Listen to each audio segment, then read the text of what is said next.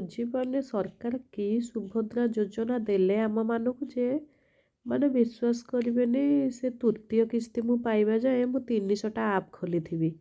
ସେ ଚତୁର୍ଥ କିସ୍ତି ଆସିକି ପାଇବି ମାର୍ଚ୍ଚ ମାସରେ, ସେ ଆହୁରି ଆପ୍ କହିଲେଣି। ମାନେ ଆମେ ସୁଭଦ୍ରା ପଇସା ଯେତିକି ପାଉନୁ, ଆମ MB ଡାଟା ତକ ସବୁ ସାରୁଛୁ ଆମେ ଏଇ ଆପ୍ ଖୋଲି ଖୋଲି। ସେ କି ସୁଭଦ୍ରା ଯୋଜନା ଦେଉଛନ୍ତି, 1000ଟା ଖାଲି ଆପ୍ ଖୋଲ, ଏଇଟା ଖୋଲ, ସେଇଟା ଖୋଲ, ଏ ଧନ୍ଦା କର, ସେ ଧନ୍ଦା କର, ତାପରେ ପଇସା ଆସିବ। 5000 ଦେଉନାହାନ୍ତି ଯେ 5000 କଥା କହୁଛନ୍ତି ଆମକୁ। ମାନେ ଖାଲି ଆପ୍ ଖୋଲି ଖୋଲି ମୋ ଫୋନ୍ ଫୁଲ୍ ହେଇଗଲାଣି।